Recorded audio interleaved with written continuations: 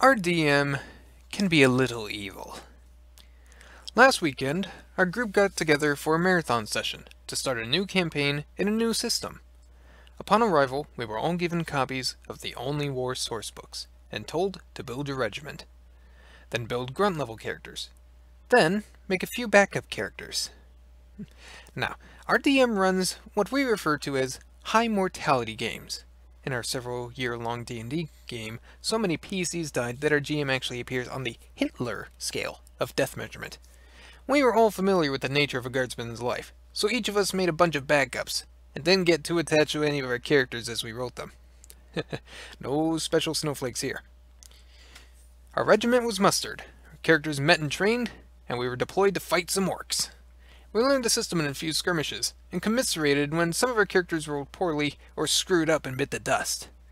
Then we were marched out to the trenches, given our piece of the line, and the battle started. We had expected some sort of priority mission. We had expected to be the heroes who went in behind the enemy, or were dispatched to save a key position, or led the valiant charge. Instead, we were put in a bloody trench and told to hold the line. The orcs came, and we killed them. The orcs came again, and we killed them. The orcs came again, and we killed them. But now we were low on ammo. The orcs came again, and some of us died. The orcs came again and brought a tank, and the rest of us died. Except for me. I ran. The first session ended there, with our first set of characters dead in the trenches. We agreed it was a proper introduction to the life of a 40k guardsman, and got ready for the next day's session, where we expected to finally be sent on our mission. The second session started with us watching my character's execution by the commissar. Then we were put back in the same bloody trench and told to hold the line. We did better this time. We actually held on long enough for fresh ammo and reinforcements to come up.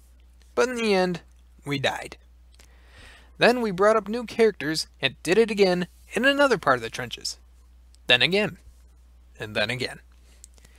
We were rolling up new characters between turns now, either to bring in as reinforcements or for when we had to start up as a new unit. Very rarely we would survive long enough to be rotated to the rear, or take a non-fatal injury and get evac'd. Usually we all died. Finally, after 3 in-game days and dozens of character deaths, we were told to charge. We bitched hard when we heard this. It was a death sentence. Our characters had done well this time. We were all still alive, and ammo levels were good. We knew our squad could have held out much longer in our nice, safe trenches.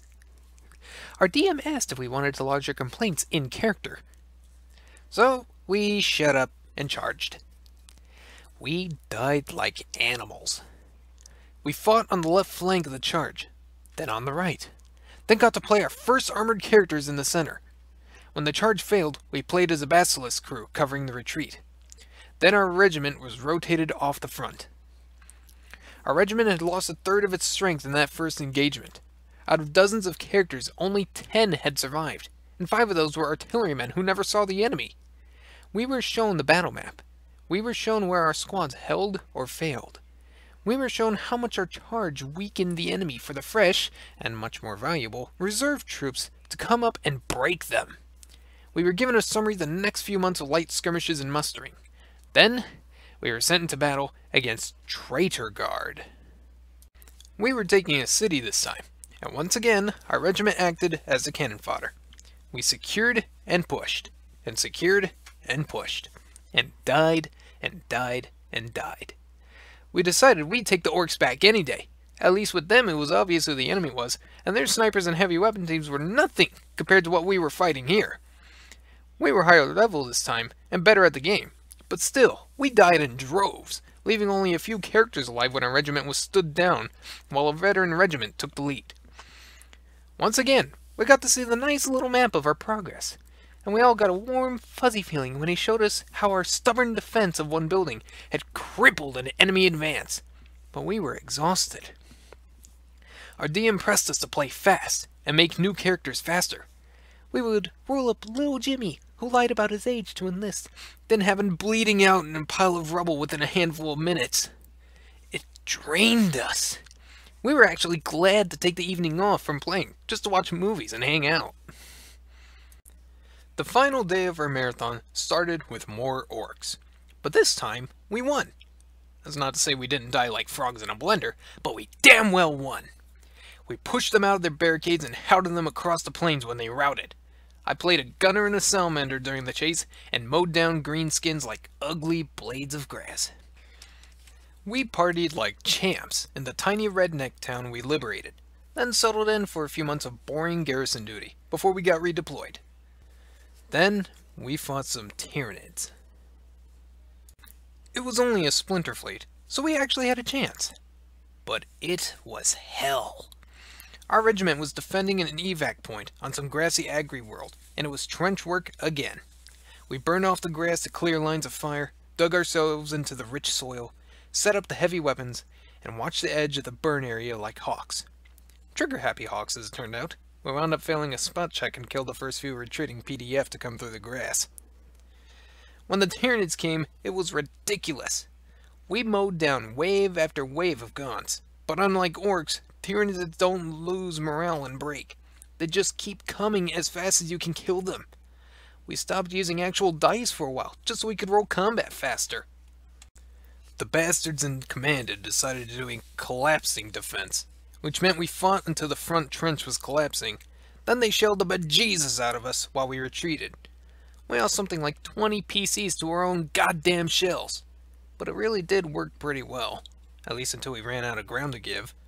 All the civvies were out. It was just a few regiments of guard crammed into a spaceport completely surrounded by the swarm.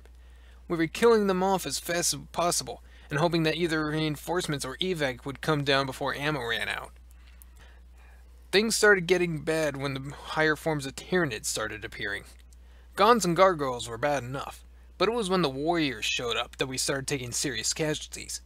The evac shuttles had started to ferry men up, and we had some actual air support. Unfortunately, our regiment was going to be the rear guard. The end was in sight and morale was holding up well, right up until we encountered a lictor brood. Then things started to fall apart. I hate lictors, I bloody hate them! We played 3 backline squads in a row, and each one was torn to bloody shreds by those sneaky bastards, all without us landing a kill. We started to rout, but our commissar and his guards went into the breach, killed one of them, and shouted the regiment back into position. Our evac finally came, and what was left of our regiment started the final retreat. There were a few valiant last stands, but most of us managed to get to the shuttles. Our final squad just boarded and was taken off when the air interdiction broke down and Tyranid air units started attacking the shuttles. We were equal parts pissed and terrified as our DM described shuttle after shuttle being destroyed. The regimental commander's bird was nailed early. So were the bigger shuttles with the vehicles. He didn't say who was in most of the other shuttles, just rolled his dice and removed them from the board as they fell. It was heartbreaking. Finally, there was only one shuttle left. Even though the Tyranid flyers swarmed it, none of their shots seemed to hit, and it started to climb out of the atmosphere. Then it was away. The flyers broke off, and that one shuttle was headed for its fleet transport, free and clear. Inside the shuttle, our last set of characters were trying to figure out what the hell was going on. There were about 50 guardsmen crammed into a 20-man shuttle, and no one was telling us anything. We had all heard the Tyranid flyers attacking, and everyone felt it when we hit space. The guardsmen close to the cockpit relayed what they could overhear from the pilot's radio, so everyone knew that the other shuttles had been attacked, but no one was sure exactly what happened. In any case, we were all happy to be alive, and were looking forward to getting off the crowded shuttle. Then the shuttle stopped. Guardsmen near the cockpit told us that they were being redirected to a different transport, and the pilots did not look happy. When the shuttle docked, everyone piled out, and we found ourselves in a completely empty loading bay. An order came via the speaker system to form up by rank for inspection. At this point, our GM gave us a list of the guardsmen who were on the shuttle. Every single character who had survived a battle had been on the shuttle along with a few other grunts. All 37 of our beloved guardsmen had lived. With the exception of the artillery crew we played. Screw those guys. Team killing fucktard! So we formed up, and after a bit of waiting, the doors opened.